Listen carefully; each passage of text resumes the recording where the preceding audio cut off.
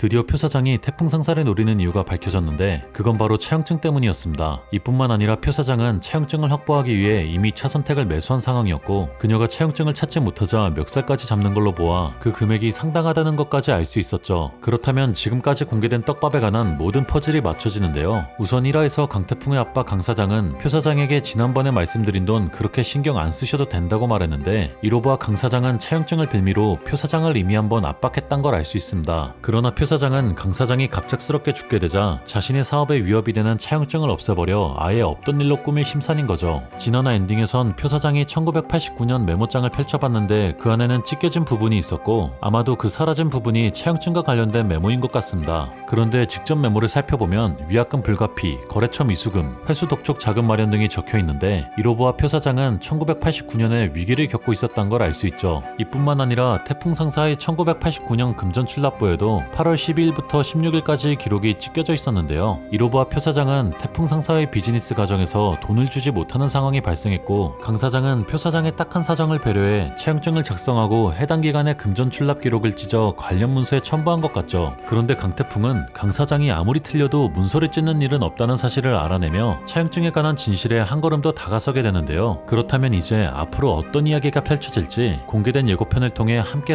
살펴보겠습니다. 그러니까 정확히 하고 싶은 게 뭔데? 아니, 국가 사업이요. 완전 안전한. 우선 화려하게 꾸민 강태풍과 배송중이 춤을 추며 걸어가고 있는데 그들의 손엔 다름 아닌 컴퓨터 키보드가 있습니다. 지난 태국 에피소드에서 니아캄 그룹 막내딸 니차가 강태풍에게 아마 미래엔 한국이 IT 강국이 되지 않겠냐며 관련 사업 아이템을 찾아오면 그때 다시 얘기해보자고 했죠. 예상컨대 강태풍은 그녀의 말을 귀담아 두고 IT 사업과 관련한 아이템을 물색 중인 걸로 보이는데요. 배송중은 PC통신을 하러 회사에 다닐 정도로 컴퓨터 매니아이기 때문에 강태풍과 함께 시장 조사에 따라 나선 것 같습니다. 한편 대사에서 고마지는 강태풍에게 정확히 하고 싶은 게 뭐냐고 묻는데 강태풍은 이에 대해 완전 안전한 국가 사업을 하고 싶다고 말하죠. 강태풍은 사장이 된 지 얼마 안 됐음에도 불구하고 표 사장에게 창고를 빌렸다가 원단을 빼앗길 뻔하고 박윤철 때문에 사채업자랑 얽히기도 했으며 심지어 지난화에서는 태국에 수출하려던 헬멧 대부분이 파손되는 일까지 벌어지기도 했는데요. 이런 위기들을 겪으면서 강태풍은 리스크가 적은 국가 사업이야말로 회사를 안정적으로 성장시킬 수 있는 길이라고 판단한 것 같습니다. 그리고 다음 장면엔 국가 사업과 관련해 국내 인사들이 모인 걸 볼 수 있는데 한국 인사들이 일어서서 해외 인사들에게 허리를 숙이는 모습으로 보아 해외에서 한국의 IMF 위기를 돕기 위해 정부 사업을 도와주는 것 같습니다. 그리고 여길 자세히 보시면 국내 인사들 사이로 강태풍이 보이는데 그의 눈이 번쩍이는 걸로 보아 그는 새로운 사업 기회를 발견한 것 같죠. 공개된 미리 보기에 따르면 강태풍에게 조달청이라는 새로운 아이템이 들어온다고 하는데요. 조달청은 정부나 공공기관이 필요한 물품, 시설, 용역 등을 대신 구매해주는 기관으로 쉽게 말해 국가의 구매 대행처라고 보시면 됩니다. 따라서 태풍 상사 입장에선 안정적이고 꾸준한 매출을 확보할 수 있는 루트가 생기는 것이며 특히 민간거래처럼 외상이나 부도 위험이 거의 없기 때문에 이 정도로 꼴빨 수 있는 사업도 없죠. 이어서 부의사님이 계셨으면 좀 낫긴 했겠네요.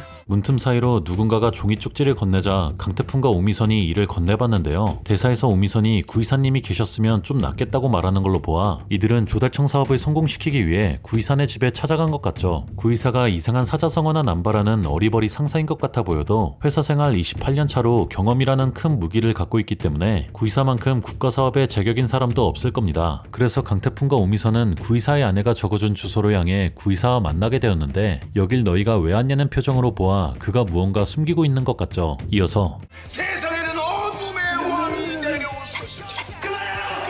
안타깝게도 구이사는 사이비 종교에 빠지게 된 건데요. 그곳엔 구이사 말고도 수많은 사람들이 있었죠. 그런데 구이사가 울먹이면서 기도를 하는 걸로 보아 사이비에 매우 심각하게 빠진 것 같은데요. 지난 7화에선 구이사의 삶이 잠깐 나왔었는데 그는 새벽에 일용직 봉고차를 기다리고 있었지만 다른 사람들에게 밀려 결국 일용직마저 하지 못하게 됐습니다. 특히 구이사가 넘어지면서 손바닥에 난 상처를 보면서 정말 안타깝다는 생각이 들었는데요. 구이사도 이러한 현실이 너무 괴로웠는지 마치 왕남모의 엄마 김을려가 다단계에 빠졌던 것처럼 그 또한 사이비 종교에 빠져버린 것 같습니다. 다음 장면에선 강태풍과 오미선이 예배까지 참석해 구이사의 마음을 돌리기 위해 노력하는데 구이사는 벌떡 일어나 그들에게 그만하라고 소리까지 쳤죠. 이어서 나는 길을 잃었네.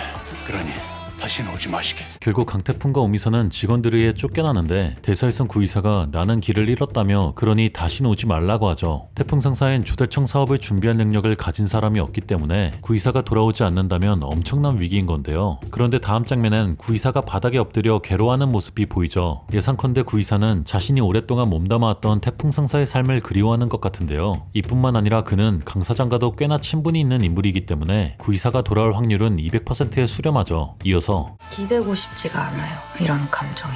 일로만 서로 걱정해주는 거 어때요? 강태풍과 오미선이 사무실에 남아 식사를 하는 모습이 비춰지는데 오미선이 음식을 뱉을 뻔하는 모습으로 보아 강태풍이 갑작스럽게 사귀자고 말한 것 같습니다. 그러나 대사에선 오미선이 이런 감정에 기대고 싶지 않다며 일로만 서로 걱정해주는 거 어떠냐고 말하죠. 아마도 오미선은 직장에서 연애를 하는 게 부담스러운 것 같으며 남녀관계가 아닌 사장과 직원의 관계를 유지하자며 강태풍의 마음을 거절하는 것 같습니다. 공개된 미리 보기엔 태풍이 미선에 대한 자신의 마음을 확실히 정리한다는 걸로 보아 태풍은 오미선을 존중하며 고백에 대한 거절을 받아들일 걸로 예상되는데요. 그러나 다음 장면엔 오미선의 손이 닿지 않는 곳에 물건을 꺼내주는 모습이 나오는데 강태풍은 태생부터 흘러넘치는 배려심으로 계속해서 오미선의 마음을 설레게 할 것 같습니다. 이뿐만 아니라 다음 장면엔 그들이 퇴근하는 모습이 나오는데 이 둘은 한 지붕 아래에 살고 있어 무조건 매일 함께 퇴근해야 하기 때문에 연인으로 발전하는 건 시간 문제로 보이죠. 이어서 이게 이렇게 겹치면은 경쟁 입찰을 하셔야 되거든요. 우리 이거 꼭 들어가야 돼요. 강태풍과 오미선이 조달청 지원 서류를 보고 있는데 또윤준이 등장해 서류를 뺏어가 버리는데요. 대사에서 한 남성이 경쟁 입찰을 해야 한다는 걸로 보아 표상사도 조달청 사업에 지원하는 것 같습니다. 이를 들은 오미선은 표정이 심각해지는데 태풍 상사는 구멍가게 수준인 반면 표상사는 규모가 큰 해운사이기 때문에 경쟁 입찰에서 매우 불리하다는 걸 파악한 걸로 보이죠. 한편 다음 장면에선 차선택이 금전납출부에 찢겨진 부분을 발견하는데 문서를 마음대로 보고 있는 걸로 보아 사무실에 몰래 잠입했음을 알 수 있죠. 종합 티저 영상에선 태풍 상사의 회식 자리에 차선택도 있는 걸 볼 수 있는데 그녀의 복장으로 보아 아직 집판매를 하고 있는 걸 알 수 있으며 아마도 이 회식 자리에서 태풍 상사 사람들에게 술을 이빠이 먹인 뒤 혼자 사무실에 잠입한 것 같습니다. 그런데 10일 선공개 영상에선 태풍 상사 직원들이 자신들의 점심 식사에 차선택까지 끼워서 먹는 모습이 나왔는데요. 이로 인해 차선택은 아무리 힘들다고 할지라도 태풍 상사 사람들을 배신하는데 죄책감을 느껴 표 사장과의 거래를 끊어낼 것 같습니다. 이어서 우리 좀 도와주세요. 태풍 상사 좀 도와주세요.